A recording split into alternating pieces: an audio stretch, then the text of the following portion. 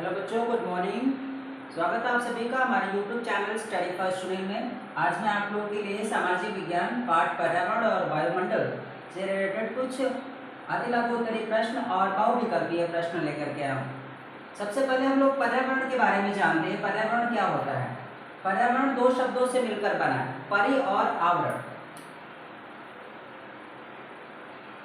परि और आवरण, इन दो शब्दों से मिलकर के बना है पर्यावरण। यानी परि का मतलब चारों तरफ से घिरा हुआ, आवरण का मतलब वह क्षेत्र जिसमें आप रहते हैं, आसपास के वह क्षेत्र जहाँ पे आप रहते हैं।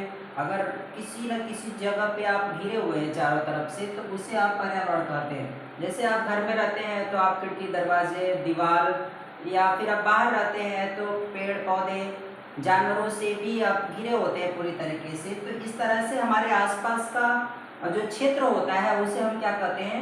पर्यावरण कहते हैं, जिसके चारों तरफ हम होते हैं। चलिए, पर्यावरण से रिलेटेड कुछ हमारे पास अति लघु उत्तरीय और बहुविकल्पीय प्रश्न है, जिसको हम आपको आज बताएंगे इस वीडियो में।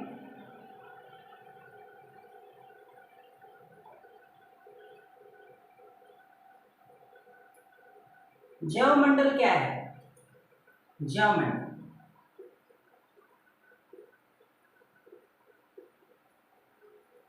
जैवमंडल क्या है?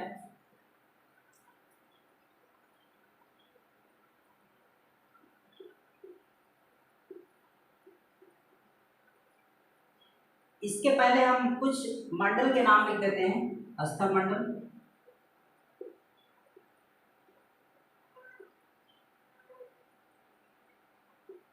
वायुमंडल,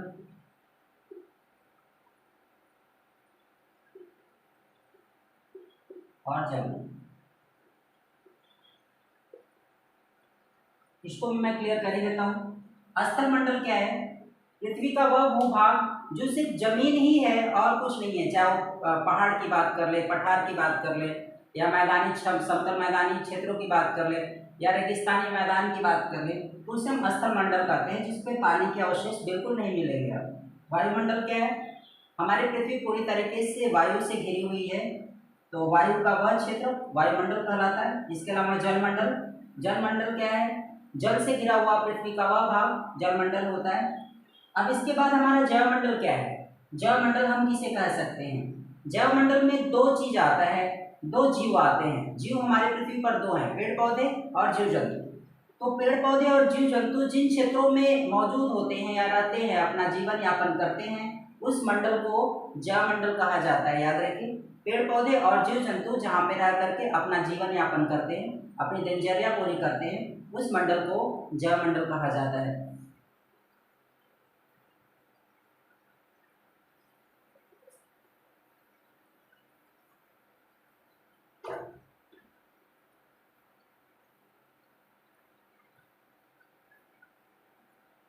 इसके बाद है, जिस पर्यावरण के में मानव निवास करता है उसके चार प्रमुख घटक कौन कौन से हैं?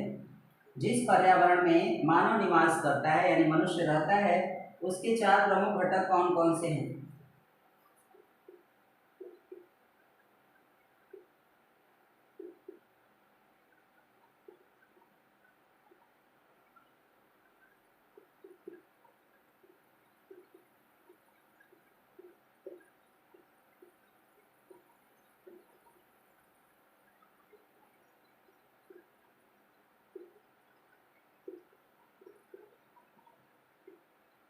प्रमुख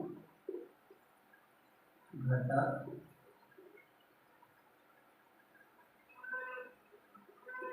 कौन कौन से हैं? वो चार प्रमुख घटक होंगे। स्थलमंडल,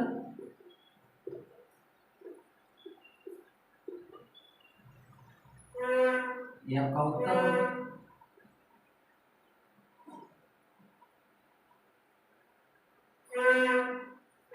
स्थलमंडल, दूसरा है जलमंडल,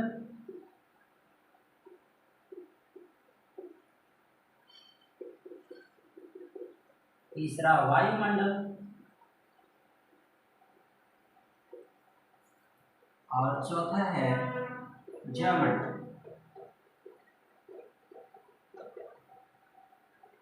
ये चार मंडल है जिसके आसपास मनुष्य रहता है, यानी मनुष्य इन चारों मंडल से घिरा हुआ है पूरी तरीके से।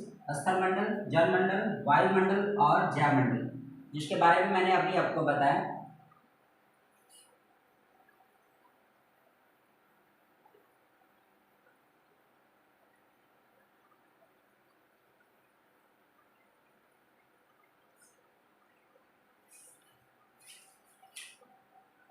वायुमंडल का क्या अर्थ है, यानी वायुमंडल क्या है? अगला प्रश्न है प्रश्न नंबर 3, वायुमंडल। वायुमंडल क्या है? तो इसका उत्तर होगा पृथ्वी के चारों तरफ हवा का जो एक घेरा है उसे हम वायुमंडल कहते हैं। पृथ्वी हमारी पूरी तरीके से ऊपरी सतह हवा की घेरे से ढकी हुई है, जिसे हम वायुमंडल कहते हैं। यानी विभिन्न गैसों का मिश्रण होता है वायु में, और उन्हीं विभिन्न गैसों के मिश्रण से हमारा वायुमंडल बना है, जिसे हम पृथ्वी की ऊपरी सतह पर देखते हैं। हवा के जो मिश्रण की बात करें, हवा में कौन कौन से गैसों का मिश्रण है, तो इसमें नाइट्रोजन, ऑक्सीजन के साथ साथ आर्गन, नियॉन और भी बहुत सारे गैसें, कार्बन डाइऑक्साइड भी उपलब्ध है। इन सभी गैसों के मिश्रण से, इसके अलावा धुएं के कण मौजूद है। इस सभी गैसों का जो मिश्रण होता है, इससे हमारा वायुमंडल बना है, और वायुमंडल पृथ्वी की ऊपरी सतह को पूरी तरीके से घेरे हुए है।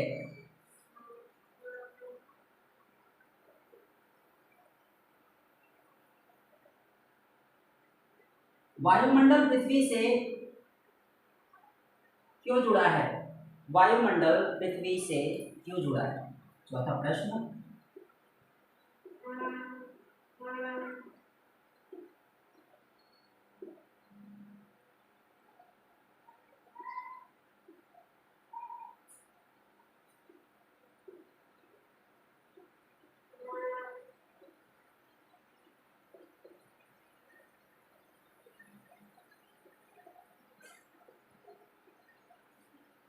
इसका उत्तर होगा गुरुत्वाकर्षण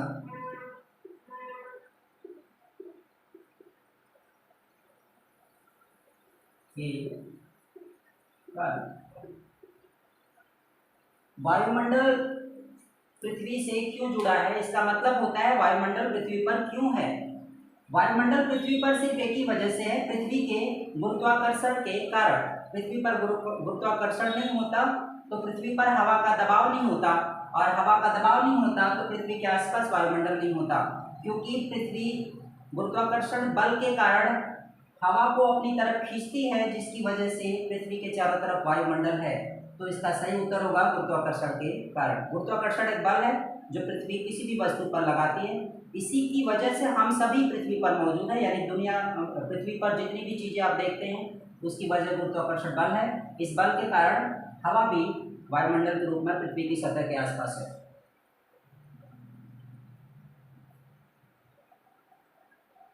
अगला है वायुमंडल में पाए जाने वाली दो प्रमुख गैसें किस अनुपात में पाई जाती है? प्रश्न नंबर 5, वायुमंडल में पाई वायुमंडल में पाई जाने वाली दो प्रमुख गैसें कौन कौन सी हैं? वायुमंडल में दो प्रमुख गैस जिनकी मात्रा सबसे ज्यादा है, और कौन कौन सी गैसें हैं? पहला है नाइट्रोजन, जिसकी मात्रा 78% है पूरी हवा का। दूसरा है ऑक्सीजन,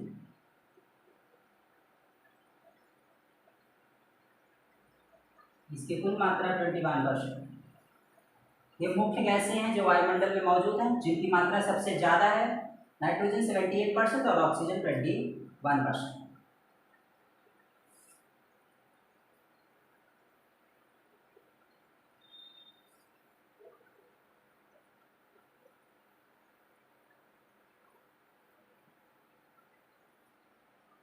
उसके बाद अगला प्रश्न है, वायुमंडल की विभिन्न परतें कौन कौन सी हैं? वायुमंडल की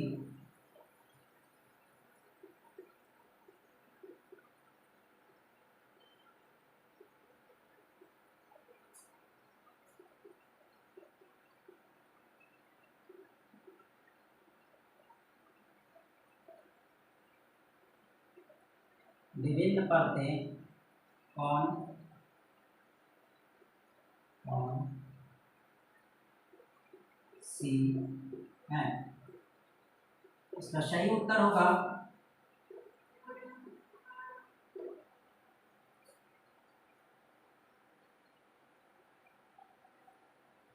क्षोभ मंडल, पहला क्षोभ मंडल। क्षोभ मंडल को एक नाम से और भी जानते हैं, अधोमंडल।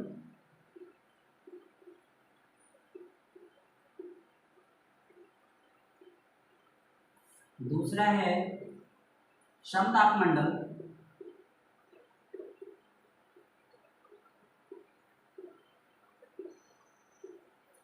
तीसरा आयन मंडल।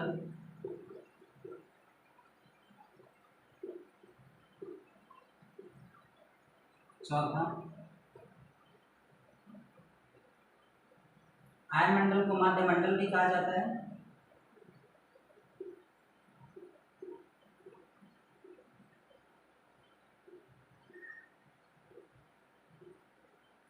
और चौथा है वायुमंडल।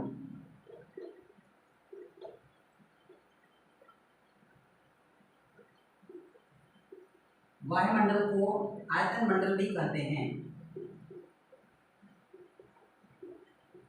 आयतन मंडल भी कहा जाता है। ये चार परतें हैं वायुमंडल की, जो अलग अलग परतों में वायुमंडल विभक्त है। क्षोभ मंडल, जिसको अधोमंडल कहते हैं। समताप मंडल, जिसमें तापमान लगातार समान होता है। आयन मंडल, जिसमें आयन की मात्रा ज़्यादा होती है, यानी आवेश जो आपके दिखाई देते हैं वो सबसे ज़्यादा इसी में होते हैं। इसी वजह से हमारा कम्युनिकेशन, टेलीकॉम कम्युनिकेशन एक्टिवेट है। जैसे हम लैपटॉप चलाते हैं, वायरलेस कम्युनिकेशन, मोबाइल चलाते हैं, जो भी कम्युनिकेशन आप करते हैं वो आयन मंडल या माध्य मंडल की वजह से संभव है, क्योंकि इसमें आवेश के विभिन्न कण मौजूद हैं जो हमारे टेलीकॉम कम्युनिकेशन को एक्टिवेट रखते हैं। इसके अलावा वायुमंडल, जिसको आयतन मंडल कहा जाता है, ये वायुमंडल की सबसे अंतिम परत का नाम है।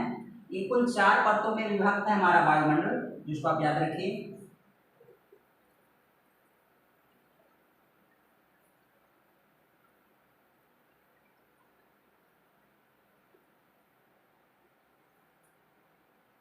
अगला प्रश्न है, क्षोभ मंडल की ऊंचाई कितनी है?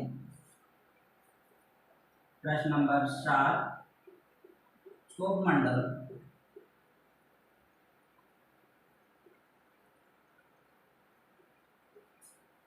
की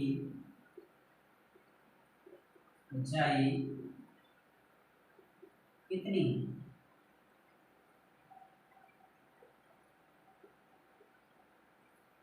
तो इसका सही उत्तर होगा विश्वती प्रदेश में 18 किलोमीटर।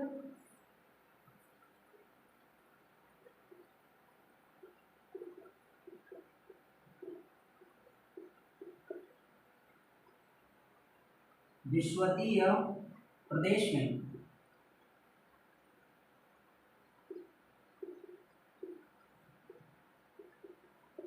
18 किमी और ध्रुवीय प्रदेश में 8 किमी।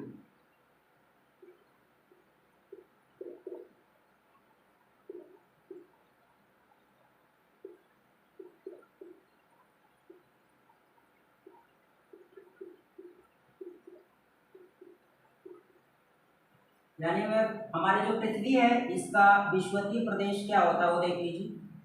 ये पृथ्वी है। पृथ्वी का जो यह अक्षांश होता है जो 0 डिग्री होता है इसको विषुवत रेखा कहते हैं। विषुवत रेखा के दोनों तरफ का जो एरिया होता है इसको विषुवतीय प्रदेश कहते हैं। इस प्रदेश में जो क्षोभ मंडल की कुल ऊंचाई है वो 18 किलोमीटर है, जबकि ध्रुवीय प्रदेश 2 ध्रुव होते हैं, उत्तरी ध्रुव, उत्तरी और दक्षिणी, यहाँ 2 ध्रुव होते हैं। इन दोनों प्रदेशों में जो क्षोभ मंडल की ऊंचाई है वो 8 किलोमीटर है, याद रखिए।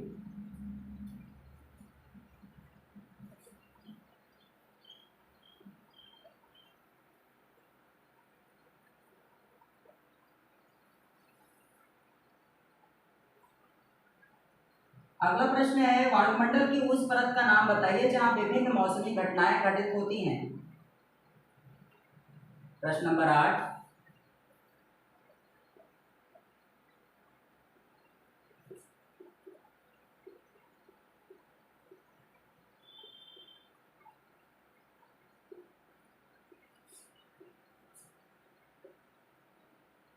उस परत का नाम बताइए जहां विभिन्न मौसमी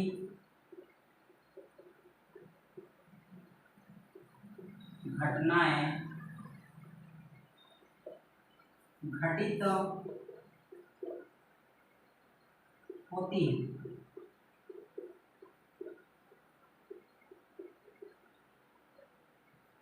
तो कौन सा परत है जहां पर मौसम संबंधित सभी घटनाएं घटित होती हैं, जैसे आंधी तूफान का आना, वर्षा का होना, अत्यधिक मात्रा में वर्षा का होना, ज्वालामुखी का फटना, यानी विभिन्न जो प्राकृतिक आपदाएं हैं, बाढ़ का आना, सूखा पड़ना, ये सभी जो आपदा है, जितने भी डिजास्टर हैं वो सब वायुमंडल की किस परत में होते हैं? तो इसका सही उत्तर होगा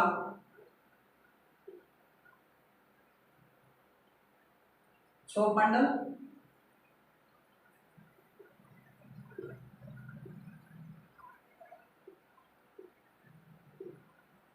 यह क्षोभ मंडल पृथ्वी की सबसे नजदीक वाली परत है वायुमंडल की। इसी परत में मौसम संबंधित विभिन्न घटनाएं होती हैं जिसका हमें आभास होता रहता है। जैसे आंधी चलती है तो आपको पता चलता है, तूफान आते हैं तो पता चलता है, बिजली कड़कती है तो पता चलता है, भारी बारिश होती है तो पता चलता है, भूकंप हो, चाहे ज्वालामुखी का फटना हो, सूखा पड़ना हो, बाढ़ आना हो, किसी भी प्रकार की आपदा मौसम संबंधित अगर होती है तो वायुमंडल की यही परत है क्षोभ मंडल। यह क्षोभ मंडल वायुमंडल की सबसे पहली परत है, या जो पृथ्वी की सतह के बिल्कुल नजदीक वाली परत है वायुमंडल की, जिसे हम क्षोभ मंडल कहते हैं। इसी मंडल में मौसम संबंधित सभी घटनाएं मौजूद हैं। इसके बाद अगला प्रश्न,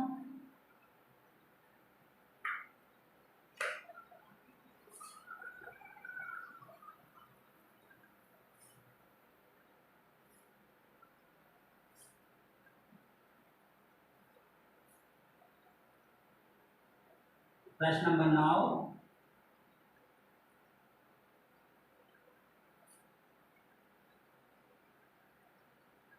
क्षोभ मंडल की ऊपरी सीमा किस नाम से पुकारी जाती है?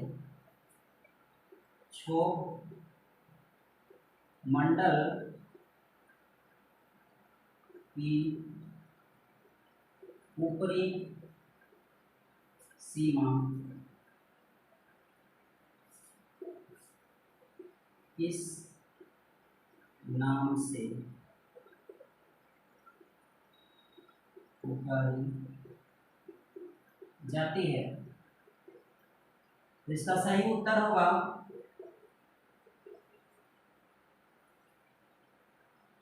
क्षोभ सीमा।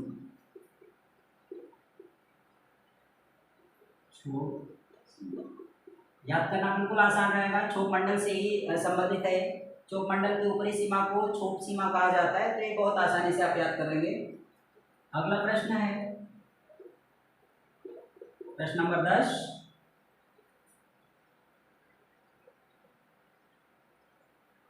समताप मंडल की एक प्रमुख विशेषता बताइए। समताप मंडल की एक प्रमुख विशेषता बताइए। समतापमंडल की एक प्रमुख विशेषता बताइए। तो इसका सही उत्तर होगा, जो विशेषता होगी समतापमंडल, सबसे पहले समतापमंडल को नाम से ही जान जाते हैं। इसके समतापमंडल के सभी जगह पर वायु का तापमान सभी जगह पे समान होता है। वायु का तापमान समान होने की वजह से यहाँ पर सूर्य से चलने वाली पराबैंगनी किरणें पूरी तरीके से अवशोषित होती हैं। ये सबसे बड़ी विशेषता है। समतापमंडल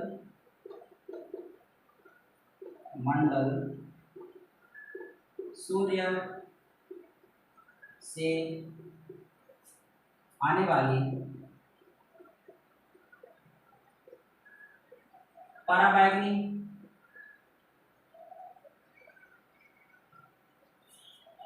किरणों को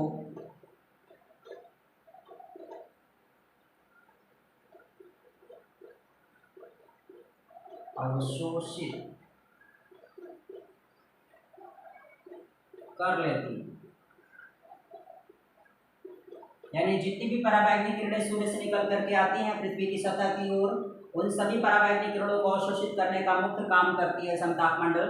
यदि अगर ऐसा नहीं करती तो फिर क्या होता? अगर ऐसा नहीं होता तो पराबैंगनी किरणें पृथ्वी की सतह पर आती, और क्योंकि पराबैंगनी किरणों की जो विकिरण होती है वो काफ़ी घातक होती है, जिसकी वजह से ये आपके शरीर को काफ़ी नुकसान पहुंचाती है। तापमान काफ़ी ज़्यादा होता है पराबैंगनी किरणों का, जिसकी वजह से पृथ्वी पर आने के बाद ये सभी चीज़ों का तापमान बढ़ा देती, बहुत सारी चीज़ों को जला देती, आपकी त्वचा को जला देती। ये कभी कभी आपके शरीर में प्रवेश कर जाती हैं, जिसकी वजह से हार्ट अटैक और बाकी बीमारियां भी इसकी वजह से हो जाती हैं। तो समतापमंडल में ऐसी क्या चीज़ पाई जाती है जिसकी वजह से पराबैंगनी किरणों को अवशोषित करने में सक्षम है? तो समतापमंडल में ओजोन के कण पाए जाते हैं, यानी ओजोन गैस की कुल मात्रा पाई जाती है। ये समतापमंडल मुख्य मंडल के रूप में है सिर्फ इसलिए क्योंकि पराबैंगनी किरणों को अवशोषित करती है, और यही पराबैंगनी किरणें अगर पृथ्वी पर आती हैं तो तापमान बहुत बढ़ जाएगा, जिसकी वजह से बड़ा नुकसान हो सकता है। तो समतापमंडल में ओजोन गैस की मात्रा पाई जाती है, और ये ओजोन गैस पूरी तरीके से सक्षम है पराबैंगनी किरणों को अवशोषित करने में। ले देकर के मुख्य विशेषता समतापमंडल की यही है। चलिए, आज के लिए अति लघु उत्तरीय में 10 प्रश्न ही रहेंगे। अगले वीडियो में हम आगे भी कुछ प्रश्न इसमें डालेंगे। बहुविकल्पी की तरफ चलते हैं थोड़े। बहुविकल्पीय प्रश्न क्या होंगे?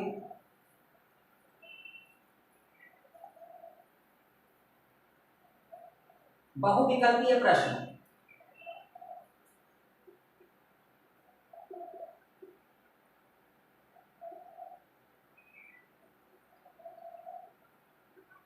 बहुविकल्पीय प्रश्न जिसमें हम विकल्प देंगे 4, आपको उसका उत्तर इसमें हम नीचे वाले सेक्शन में डाल देंगे। प्रश्न नंबर 1, विश्व की प्राचीनतम शैल क्या है? विश्व की प्राचीनतम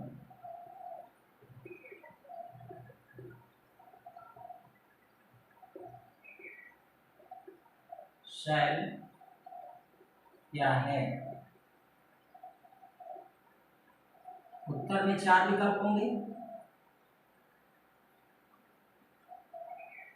4 विकल्प में से हम एक उत्तर ढूंढते हैं। और कायांतरित शैल,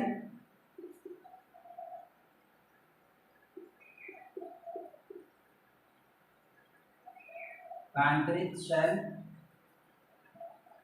और औषधि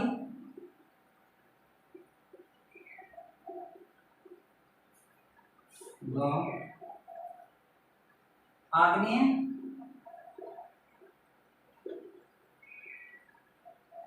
और अंतिम विकल्प है कुछ नहीं।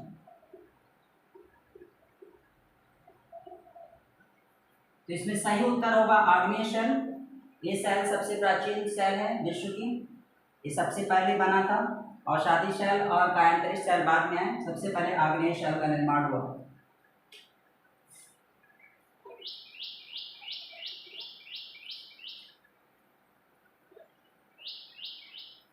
प्रश्न नंबर 2, पृथ्वी के चारों ओर निकटतम वायुमंडल की परत है, जिसका जिक्र हमने कर भी दिया आपसे। प्रश्न नंबर 2, पृथ्वी के सबसे निकट वाली जो वायुमंडल की परत है वो कौन सी होगी? तो इसका उत्तर हो जाएगा, इसका उत्तर होगा क्षोभ मंडल।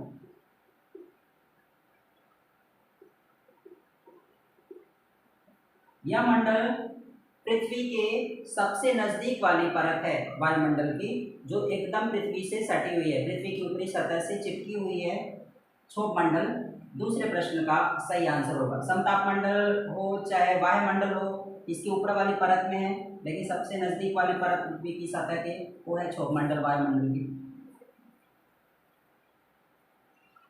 तीसरा प्रश्न, जीवों की उत्पत्ति सबसे पहले कहाँ हुई थी? जीवों की उत्पत्ति यानी जीव का निर्माण सबसे पहले कहाँ हुआ था? तो इसका सही उत्तर है, इसका सही उत्तर है सागरों में। सागरों में सबसे पहले जीवों की उत्पत्ति हुई थी, यानी जो जिन जीवों का निर्माण हुआ सबसे पहले उनकी उत्पत्ति, उनका निर्माण सागरों में हुआ। अगला प्रश्न है, पृथ्वी का निकटतम ग्रह है, यानी पृथ्वी के पास सबसे नजदीक वाला ग्रह कौन सा है? तो सही उत्तर है, सही उत्तर है शुक्र। शुक्र पृथ्वी के पास वाला ग्रह है, जो पृथ्वी के बिल्कुल नजदीक है।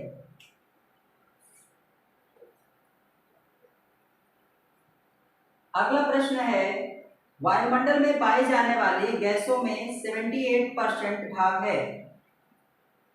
तो वायुमंडल में जो भी गैस पाई जाती है उसकी मात्रा 78% है, तो कौन सी गैस होगी? तो इसका उत्तर होगा नाइट्रोजन। नाइट्रोजन एकमात्र ऐसी गैस है जिसकी कुल मात्रा 78% है पूरी गैस का। ऑक्सीजन का 21%। अगला प्रश्न है, जेट विमानों की उड़ान के लिए आदर्श दशाएं वायुमंडल की किस परत में है? यानी हवाई जहाज जो उड़ते हैं, चाहे किसी भी कंपनी का हवाई जहाज हो, वो उड़ता है तो वायुमंडल की किस परत में उड़ाना सबसे सुरक्षित माना जाता है?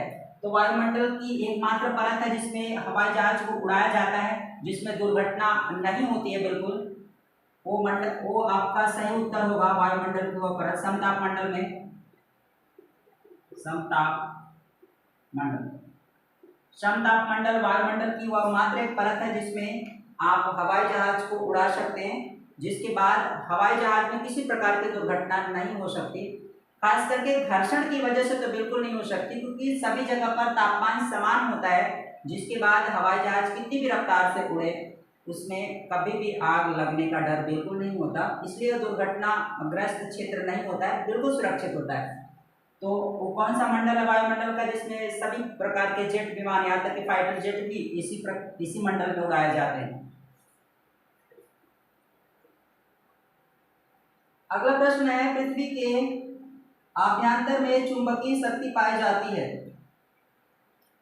पृथ्वी के केंद्र में, जहां पे पृथ्वी का केंद्र है, उस केंद्र के किस क्षेत्र में चुंबक मौजूद है? तो वो है क्रोड। उत्तर होगा इसका क्रोड।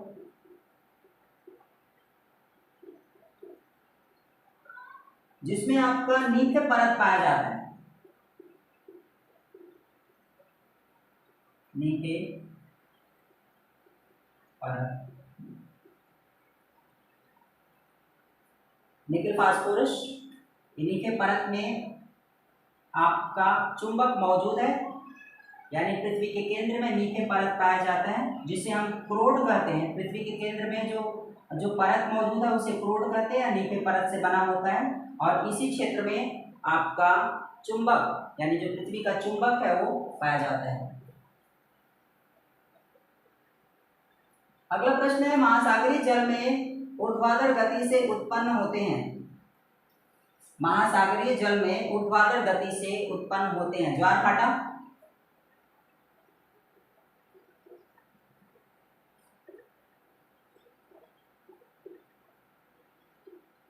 ये दो अलग अलग शब्द है जिनका अलग अलग मतलब भी है।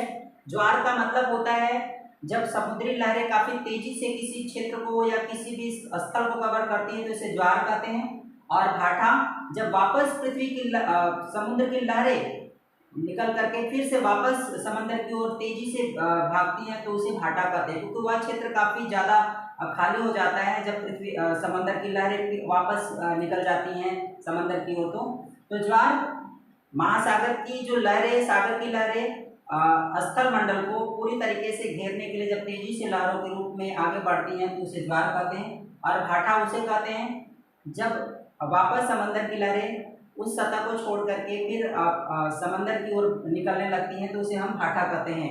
और ये सभी की सभी पृथ्वी की ऊर्ध्वाधर गति की वजह से होता है, यानी जो वर्टिकल रोटेशन होता है पृथ्वी का, उसकी वजह से ज्वार और भाटा आते रहते हैं। समंदर में आने वाली अलग अलग प्रकार की ऊंची लहरों का भी कारण ऊर्ध्वाधर गति है पृथ्वी का।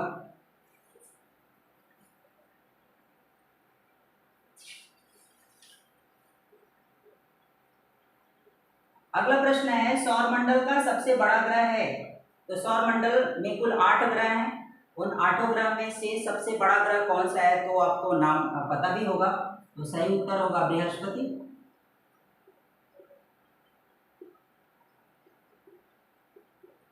बृहस्पति ये सौर मंडल का सबसे बड़ा ग्रह है, ठीक है। इसके अलावा कुल 7 ग्रह और भी हैं, कुल मिलाकर के 8 ग्रह हैं। प्लूटो को शामिल किया गया था लेकिन उसे अब हटा दिया गया है। फिलहाल सौर मंडल में सबसे बड़ा ग्रह बृहस्पति। अगला प्रश्न है निम्नलिखित में से आग्नेय शैल कौन सी है। आग्नेय शैल कौन सी है? इसमें 4 विकल्प दिए गए हैं, उत्तर आपको हम बाद में देते हैं, विकल्प लिख देते हैं पहले, जहाँ पे जरूरत पड़ेगी वहाँ विकल्प हम दे देंगे। इसमें 4 विकल्प है चूने का पत्थर,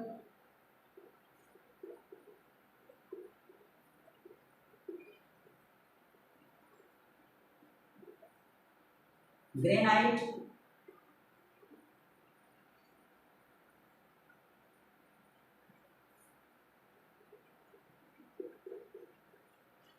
संगमरमर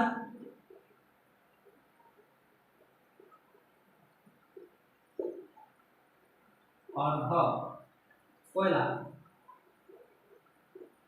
तो इसका सही उत्तर होगा आग्नेय शैल से बना हुआ जो इसमें ऑप्शन में है वो ग्रेनाइट है।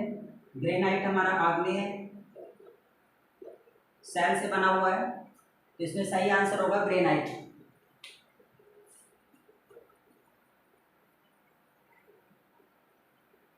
अगला प्रश्न है पर्यावरण प्रदूषण का कारण नहीं है, मतलब किस वजह से पर्यावरण प्रदूषित नहीं होता है। इसमें 4 विकल्प दिए गए हैं, चारों के नाम मैं ले लेता हूँ।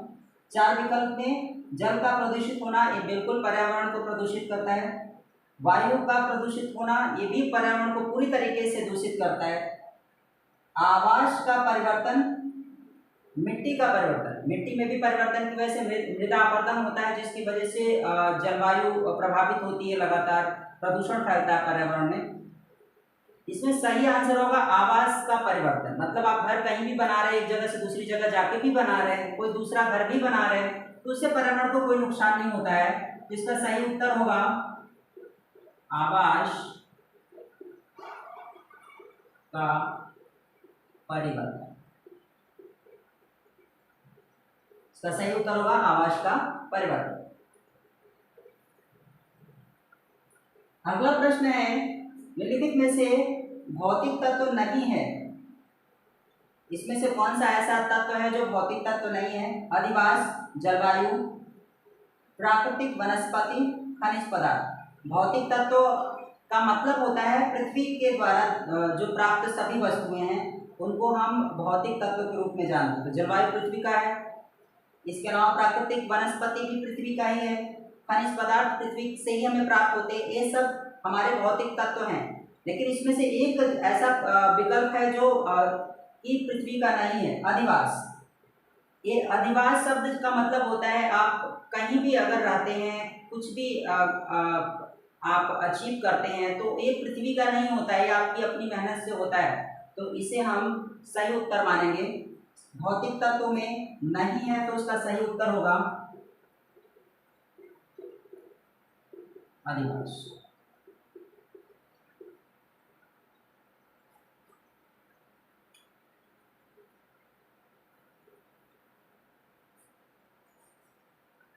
अगला प्रश्न है, निम्नलिखित में से प्राथमिक उपभोक्ता नहीं है।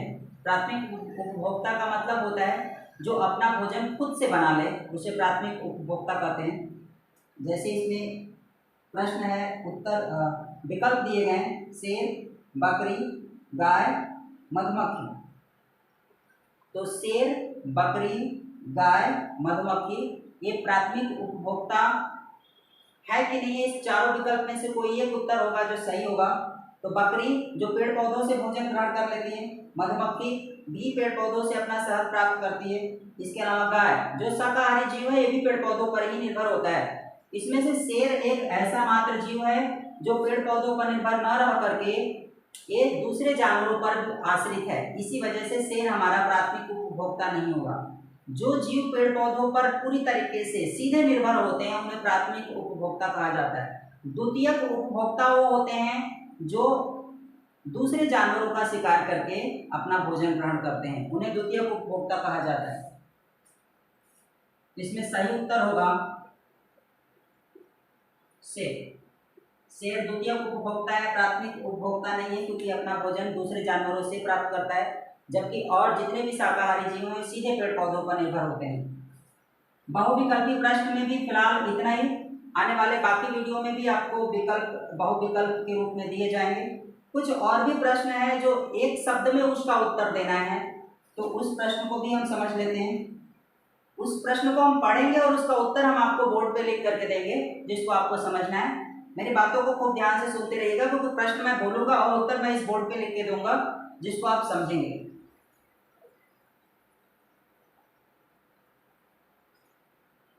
एक शब्द में उत्तर। एक शब्द में उत्तर। वायुमंडल का सबसे ऊपरी भाग है, वायुमंडल का सबसे ऊपरी भाग है, इसका उत्तर क्या हो जाएगा? इसका उत्तर होगा आयन मंडल, आयतन मंडल।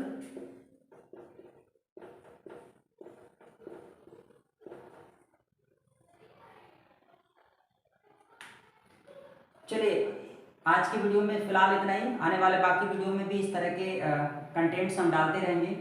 अगर आपको वीडियो समझ में आया हो, अच्छा लगा हो, तो लाइक, कमेंट्स, शेयर करना ना भूलें। सब्सक्राइब ज़्यादा से ज़्यादा करें और बेल आइकन्स को जरूर दबाएं। धन्यवाद।